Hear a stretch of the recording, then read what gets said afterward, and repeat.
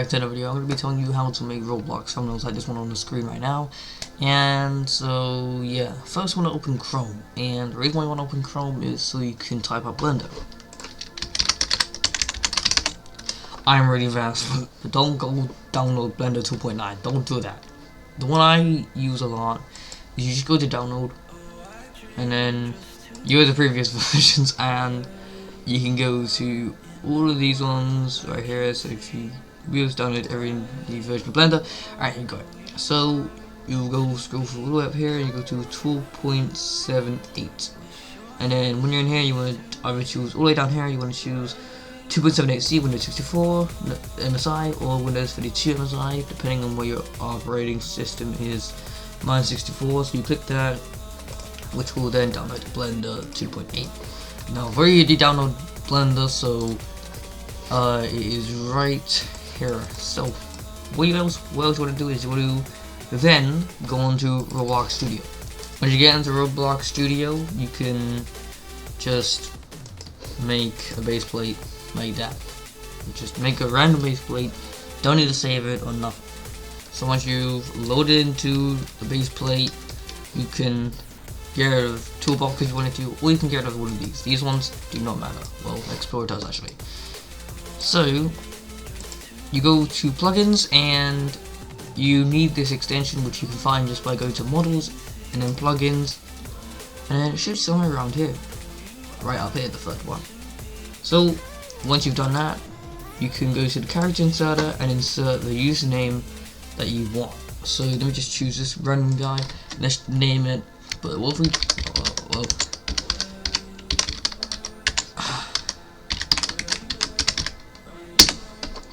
So then we'll be able to find Connect a Kitten, and we'll be able to make this right here.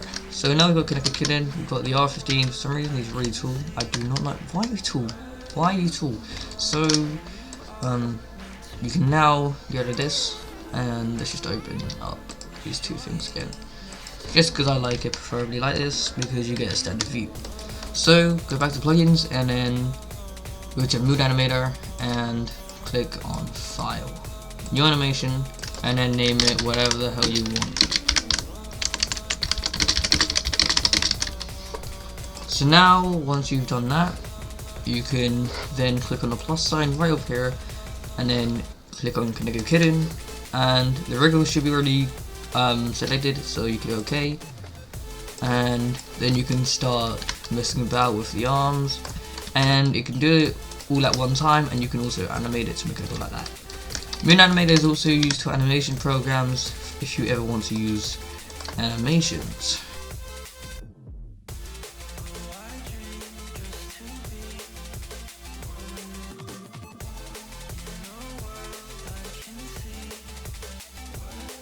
So now we have our Roblox character all done. We can then adjust it to any part that we want. We can make the flow go like that, and we could just do anything else we wanted to do. You can make it go like that if you wanted to punch someone. But here's where the important part comes in. You have to right click on the Explorer tab. So here's the Explorer tab right here, and you have to click on the Connect a Kitten was taken, or what your username is. Right click it, and then go to Export Selection. Once you're in export selection, do not go to the desktop, go to whatever file you want it to be, whether it's a Blender file up here, or if you want it into your documents. I put mine in documents, and I will name it Connect Preview. Once you save it, you can close out Roblox Studio, and this is where you click on Blender.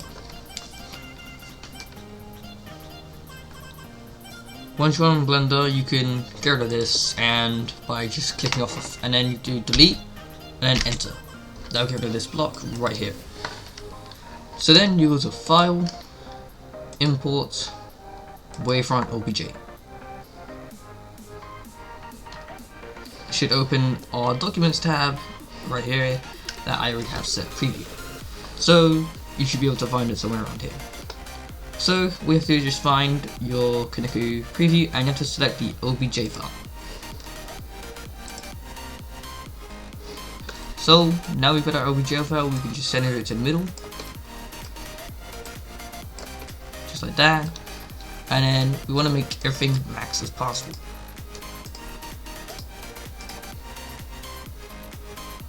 So you want to make sure the enter analyzing is 16 and the resolution is 100%, and you want to make sure that the alpha in shading is transparent.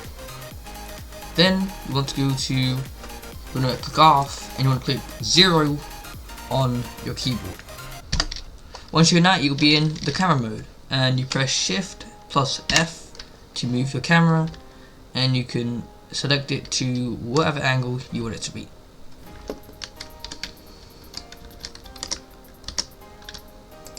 Now obviously our character's looking a little bit plain, and Kaneko doesn't look so good, a little bit grey. So what you want to do is you want to open this little plus sign, a tiny little plus sign up here, and you'll click that and it'll open this area.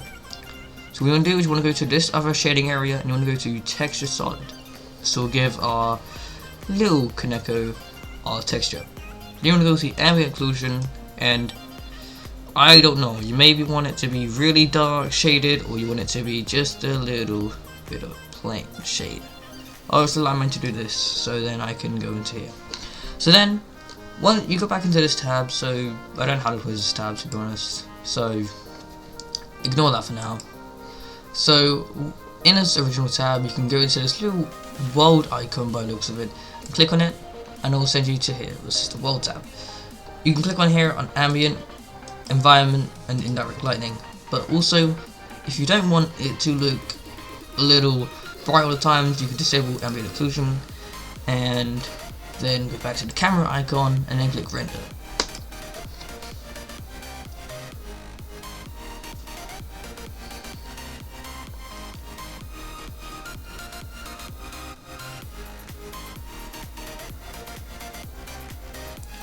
Now that our character is rendered and successfully done, you can now go down to here where it says image, save image as, and just paste it in your documents tab, called whatever you want it to be. So let's name it Kaneko preview.png. So now we can close Blender if we wanted to, and open Photoshop or any other editor that you have. So let's go back into Chrome. I use Sketchpad sometimes if I wanted to, because it's basic. It's a basic tab. Maker for intro, like thumbnails and stuff. Ignore this. So we're gonna make it the size 1280 by 720. Once you've done that, it should be the size, and if it's a little bit too big, you can just go to the little dots and make the resolution 75 by 8. Go into your files and go to documents, and then where you found the file called Kaneko preview or whatever the hell you named it, it should be right here. So there is the file, and we can make it wider if we want it to make Kaneko the normal size it originally was. And we can, just in case, want to resolution it as this and put a background of your choice by using Google Images.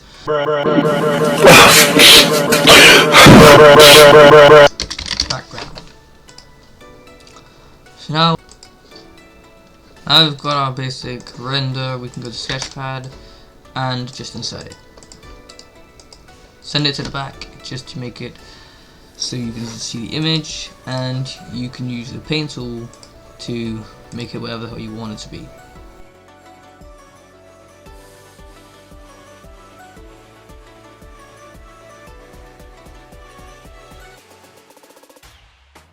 If you don't want the glow to override the character, you can just click center back on each separate part that you've clicked on, and that'll be that.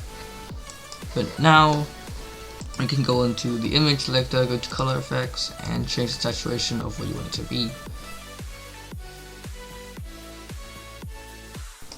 So now I've got my little character set up. Let's go do a little background as well, just in case.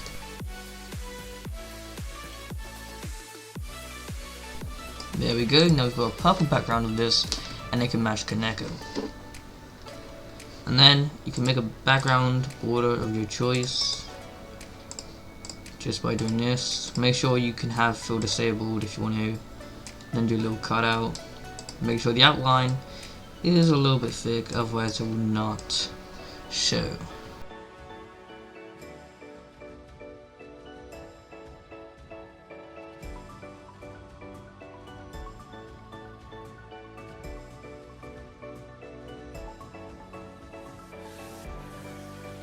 So now that we've got our image done, we can then do whatever we want. So this should make the cow fixed. Wait, can make it fancy. Nah. So now we've got our image done.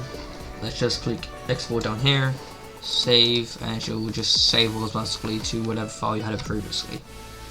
Which will probably just save your file to downloads, to be honest. So, hope you guys enjoyed. If you did, like it, I guess, I don't know, and see you guys in the next one.